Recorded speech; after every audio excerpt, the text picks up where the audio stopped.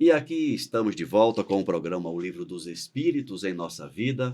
Eu, Ricardo Honório, comigo, meu dileto companheiro Alcir Almeida. E neste programa, que é uma produção da Comunhão Espírita de Brasília, nós nos propomos a ler, comentar, discutir as questões de O Livro dos Espíritos. Se você está chegando agora para o nosso programa, seja bem-vindo. Nos acompanhe e leve este programa para outros colegas, companheiros, familiares, para que eles também possam conhecer um pouco da doutrina espírita e aprender conosco, que estamos aprendendo uns com os outros a interpretar não só o livro, mas também e principalmente as leis da vida. Vamos fazer tudo isso logo depois da nossa vinheta. Até já. Começa agora o programa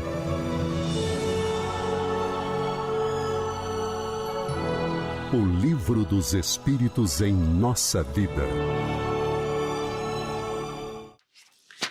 Caro Alcir, estamos de volta, meu caro. Seja bem-vindo. Obrigado, Ricardo. Obrigado pela confiança. Obrigado a vocês pela companhia, pela confiança e pelo carinho que toda semana a gente vê registrado nos comentários que vocês fazem de cada programa. Um forte abraço. Alcir, nós estamos estudando aqui a Lei de Justiça, de Amor e de Caridade, no capítulo 11 do livro 3º de O Livro dos Espíritos, e hoje nós vamos para a questão 878. Nessa questão, Almeida, o Kardec fez a seguinte pergunta: podendo o homem se iludir sobre a extensão dos seus direitos, o que pode fazer-lhe conhecer o limite? Então, o Kardec diz, olha, é possível que a gente se engane, que a gente se iluda, ache que o nosso direito vai muito além, né? Então, o que é que a gente pode fazer para conhecer o nosso limite, para não invadir o direito do outro? Eu não vou dar spoiler, que a maneira como você perguntou já vai para a segunda pergunta, mas vamos lá. Se a gente se ilude de que tem mais direito do que a gente pensa, vai se estabelecer o conflito. Porque vai invadir. Eu vou invadir o direito alheio. Né? Vai haver um conflito, vai haver um problema, vai haver um desentendimento e vai haver onde surgem as oportunidades de ganho para os nossos advogados. Bem lembrado. Né? Bem lembrado. O conflito é sempre bom para o advogado. E nunca é bom para os litigantes. A verdade é essa. Né? E se eu posso dizer isso podendo o homem iludir-se, e ele se ilude, sobre a extensão dos direitos, o que pode lhe fazer conhecer o limite? Pancada. Quando ele bate com o limite do outro, vai ter conflito, vai ter dissabor, vai ter sofrimento, vai ter dor, vai acontecer. Eu vejo uma outra possibilidade de ele conhecer o limite antes da pancada. Se bem que eu acho que seja bem mais difícil. Olha, é aquela história, né? Nós temos na nossa consciência o que é o correto. Mas se eu tenho na consciência, não, estou passando do limite, eu volto. Eu não vou ultrapassar. Almeida. Eu entendi o que você falou, claro, eu estou aproveitando aqui para a gente... Sim, claro. Né? Porque a gente não precisa tomar... Não deveria precisar tomar a pancada para perceber que nós estamos extrapolando. Isso. Né? E salvo o melhor juízo, Almeida e todos, aquilo que a gente já aprendeu, né? Onde é que está escrito a lei? Na nossa consciência. Isso. Se a gente tivesse um pouquinho de... Simancol, para usar uma expressãozinha, no meio de onde a gente saiu tem essa expressão, né? Se manca, né? Se manca, perceba, olha... Né? Engole um pouco o teu orgulho, tua vaidade, percebe que você está indo além, cara. Não espera a pancada chegar para você parar com esse... Isso. Né? Com esse exercício egóico. Egóico, né? De querer. Não, sou mais. Não é bom. Concorda? Claro. Então vamos lá. O limite do direito que reconhece ao seu semelhante em relação a ele na mesma circunstância e reciprocamente. Eu estou lendo a resposta já, né? Isso. Não sei se ficou confuso, eu vou repetir. Podendo o homem se iludir sobre a extensão dos seus direitos, o que pode fazer-lhe conhecer o seu limite? Resposta: o limite do direito que reconhece ao seu semelhante em relação a ele, na mesma circunstância e reciprocamente. E aí o Kardec faz uma segunda pergunta. Mas se cada um se atribui os direitos de seu semelhante, não se torna a subordinação para com os superiores? Não é a anarquia de todos os poderes? É interessante essa pergunta. Ela é muito interessante, porque, como a gente já está falando desde a semana passada, a medida de justiça é que somos todos iguais. A medida de justiça é que somos todos iguais.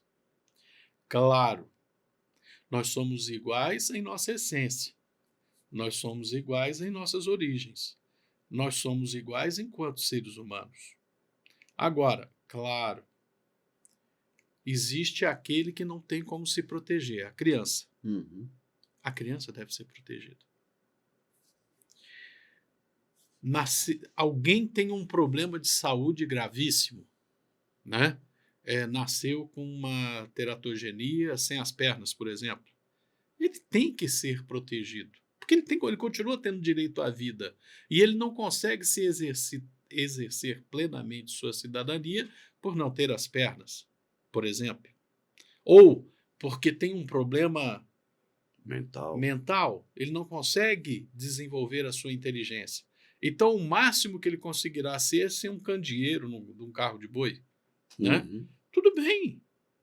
Cada um na medida de suas possibilidades. Mas, intrinsecamente, na origem, nós somos iguais. No momento em que alguém se extrapola, né, passa do limite, vai ter o conflito. E a pergunta aqui é uma coisa um pouquinho diferente. Se todos somos iguais, não vai virar bagunça? Não, baderna, todo mundo tem todos os direitos. Todo mundo tem direito. Mas é justamente onde constrói-se a sabedoria. Todo mundo tem direito. Mas o primeiro direito que todo mundo tem é respeitar o direito do próximo.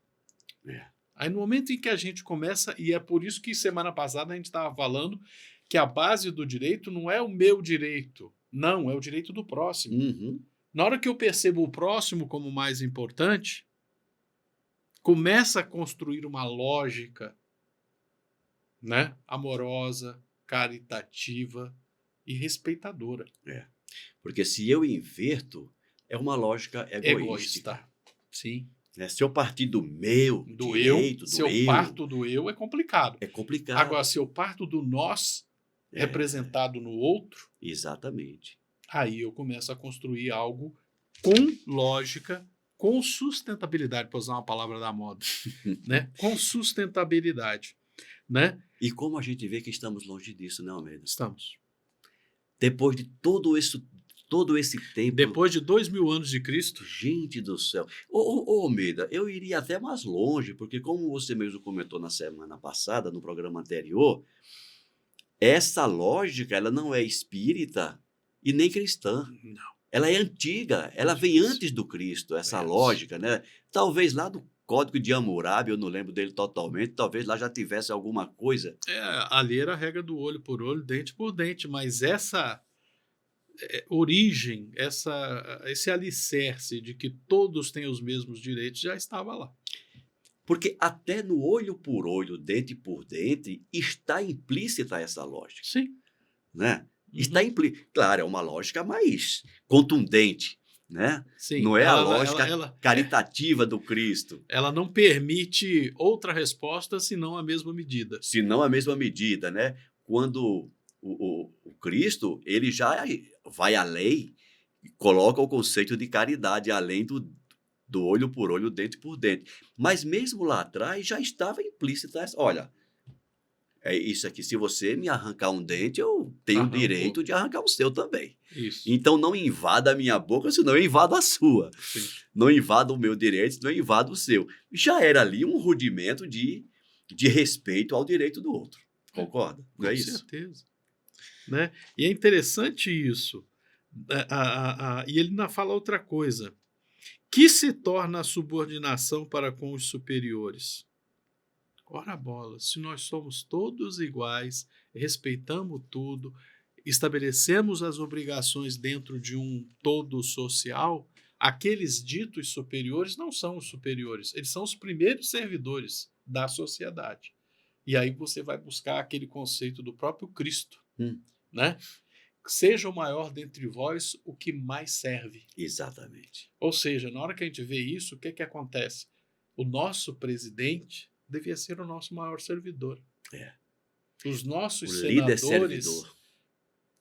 nossos senadores deveriam ser ali, junto do presidente, os nossos primeiros servidores. Os nossos ministros, todos do judiciário, de forma semelhante.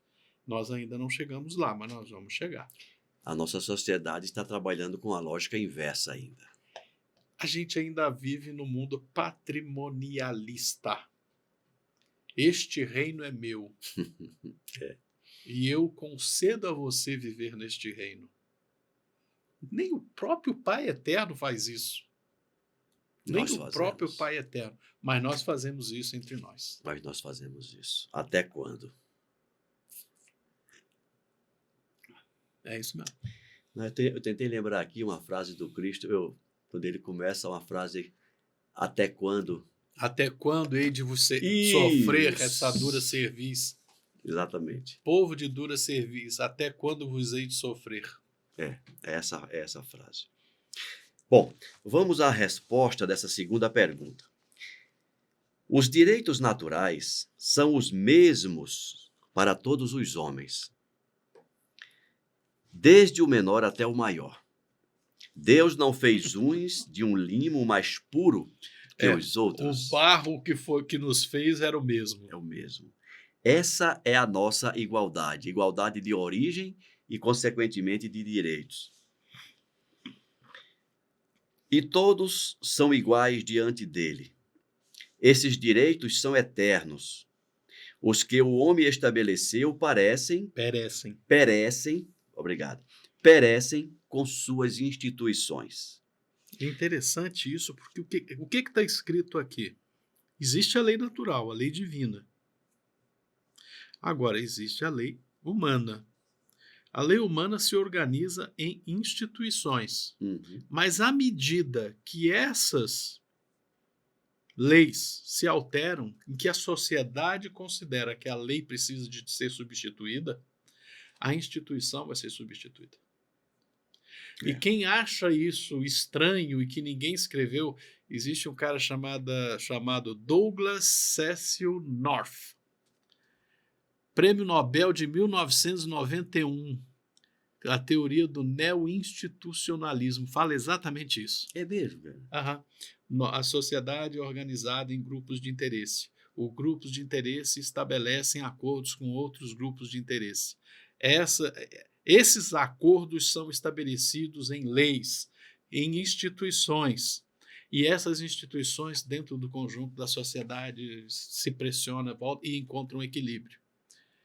E o equilíbrio só se mantém enquanto os interesses forem os mesmos. Quando os grupos de interesse mudarem, todas as instituições precisam ser mudadas. Muda tudo. Ou seja, o que está aqui está lá no North. Muda tudo, é verdade. E você me fez lembrar agora um outro livro, eu não vou lembrar o nome do autor.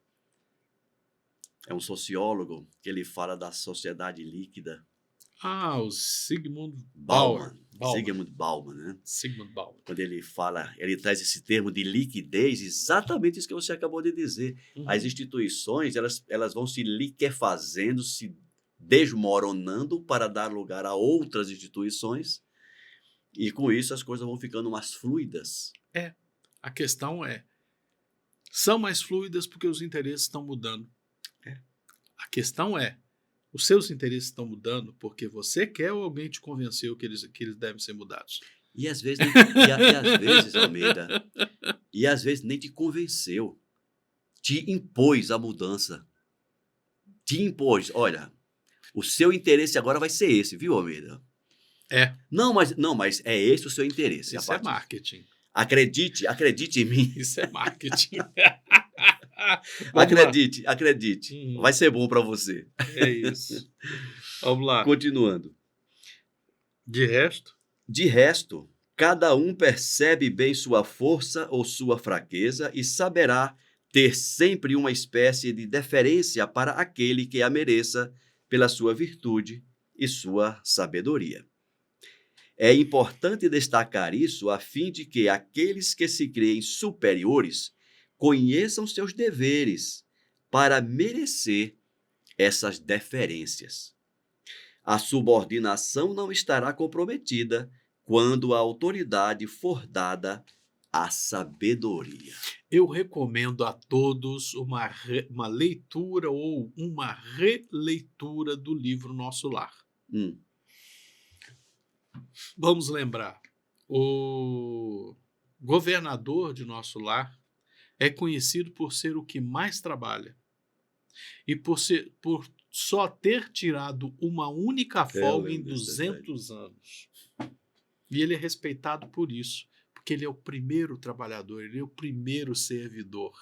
E dá o exemplo. É a meritocracia. Ele é o governador porque ele é o que mais faz. E não é por outro motivo. Mais uma vez, estamos longe. Vamos lá, questão 879. Vamos lá. Qual seria o caráter do homem que praticasse a justiça em toda a sua pureza? Olha, até onde a gente consegue enxergar? Até onde a gente consegue enxergar é o Cristo. Ele não viveu em função dele, ele viveu em função do próximo. É o que a gente tem de modelo. É o nosso arquétipo, né? A pergunta é muito bonita quando ela é colocada, né? Qual seria o caráter do homem que praticasse a justiça em toda a sua pureza? Primeiro que a gente não consegue compreender a justiça em toda a sua pureza. A gente é até onde a gente enxerga. E sendo até onde enxerga, nós temos o modelo do Cristo, que viveu pelo próximo, para o próximo. Ele não se anulou. Você tem uma frase que você disse que é do Jung, né? Qual delas? Aquela de que o Cristo foi o ser que se libertou do seu próprio ego e viveu em plenitude. É o único ser que conseguiu a individuação. Ele era indivíduo, ele decidiu viver em plenitude, servindo ao próximo, fazendo o máximo das suas capacidades para dar-se a compreender ao próximo, né? E ele viveu em função disso 24 horas por dia, se dando tanto que de vez em quando ele precisava dar uma parada, se afastava para recarregar as baterias. Ia ao monte para orar e recarregava as baterias. Mas ele, o que mostra a capacidade, a enormidade, a gigantesca necessidade de luz que nós temos, porque a gente conseguia cansar até o Cristo. É verdade. E já que você falou disso, Almeida, isso é impressionante como... Recentemente eu estava pensando sobre isso. Claro, o Cristo é o nosso modelo, nosso maior exemplo, mas nós encontramos aqui entre nós pessoas que têm uma capacidade de absorção de demandas de outrem, e que muitas vezes, eu, por exemplo, o meu limite é ali curtinho, né? Quando começa a pipocar muita coisa, a gente já está ali...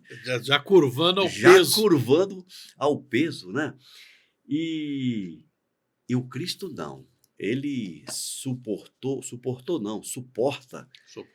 todas as demandas da humanidade, inclusive daqueles que não acreditam nele e que não o admitem como tal, né? É aquela história, é só você parar para pensar. Eu sempre penso nisso quando eu tenho que estudar aquelas questões de passe, do fluido cósmico universal, né? Que nós somos alimentados pelo nosso centro de força coronário, pela espiritualidade superior, porque a gente não recebe a luz diretamente de Deus.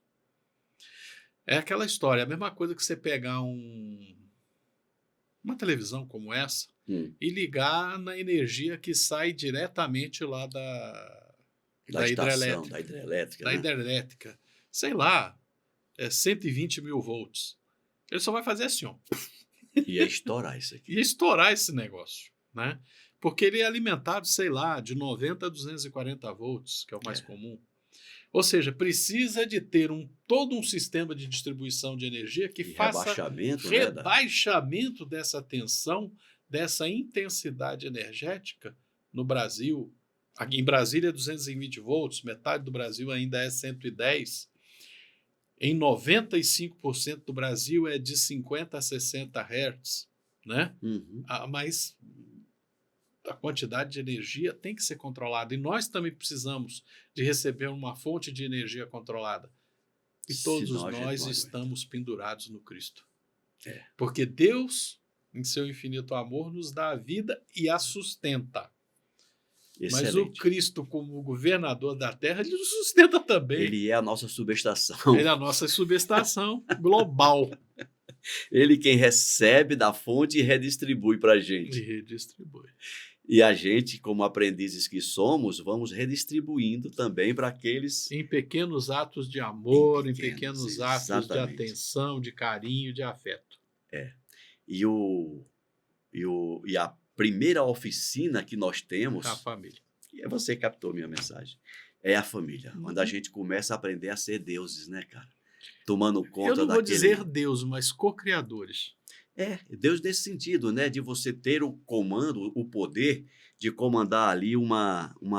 Eu não gosto nem da palavra comandar, coordenar. Tem razão, né? Eu nunca comandei. Uma pequena pleia eu nunca consegui comandar nada. De estrelas. Nunca consegui comandar nada. Mas se a gente pegar agora, abrindo um parênteses, se a gente pegar a etimologia, cabe a palavra porque comandar também é có. O problema é que não é só mandar. A percepção da palavra é mandar, né? Exatamente. Tem-se essa ideia de que comandar é mandar, mas não é. O có significa mandar com. Mandar com, é estar no mesmo patamar decisório. Exatamente. Vamos à resposta? Qual seria o caráter do homem que praticasse a justiça em toda a sua pureza? É o Cristo. O verdadeiro justo, a exemplo de Jesus, porque praticaria também o amor do próximo e a caridade, sem os quais não há verdadeira justiça. Relembrando o Rui Barbosa, né? O que é a verdadeira justiça? É tratar desigualmente os desiguais. Tratar os desiguais com desigualdade. Porque summa jus, summa injuria deve significar outra coisa, mas tratar todo mundo como se todos fôssemos iguais não é uma injustiça terrível. Certa, injustiça monstruosa. Uma injustiça monstruosa. Monstruosa. A gente via muito isso lá, a gente estava trabalhando, né? Você tem lá 2 funcionários, um que dá um gás danado, o outro que é escorão. Você vai tratar os 2 iguais? Você não vai fazer justiça. Não será justo. Não será justo. Meu amigo, nós temos ainda alguns minutos, mas eu não vou iniciar o próprio tema, que nós vamos, inclusive, mudar o tópico agora. Nós estávamos falando justiça e direitos naturais. No próximo programa, nós vamos falar de direito de propriedade, Almeida. Olha só, hein? Vamos falar também de roubo. Kardec se preocupou com isso. Interessante, né? Interessante isso. Kardec se preocupou com isso. Qual é o caráter da propriedade legítima? O desejo de possuir está na natureza? Qual o verdadeiro sentido da palavra caridade? E por aí vai. Tudo isso a semana que vem, no próximo programa, a gente aborda. Muito obrigado, meu caro. Obrigado, Ricardo Honório. A alegria de sempre de estar aqui. Mas uma alegria mesmo, porque conforme a gente começou semana passada a conversar, eu quero agradecer a cada um de vocês que seja um, que seja 100, que seja 1000, que sejam quantos vocês forem, a oportunidade de estar aqui semanalmente para, por meia hora, pensar nesse livro dos Espíritos, perceber o que ele já nos ensina, perceber como ele pode ser aplicado em nossa vida e o que ele tem de potencial de nos transformar a percepção daquilo que somos, de onde viemos e para onde vamos e por que vamos. É tudo isso. E eu vou aproveitar, não sei se vocês sabem, mas a Comunhão Espírita de Brasília, claro, você já deve ter percebido, tem uma infinidade de programas, né? Tem uma programação muito vasta. E um desses programas é o chamado Comunhão Inspira. Você conhece, né, Almeida? Conheço. O Comunhão Inspira é uma produção também da Comunhão Espírita de Brasília, é um programa de entrevista que vai ao ar no último sábado de cada mês, às 19 horas. E se você tiver interesse, você pode participar desse programa ao vivo. E como é um programa de entrevista, você pode encaminhar a sua pergunta via chat.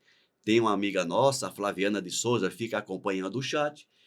E no próximo sábado, ou melhor, no sábado último desse mês, nós teremos o Comunhão Inspira. Não sei ainda qual vai ser a temática, mas assista.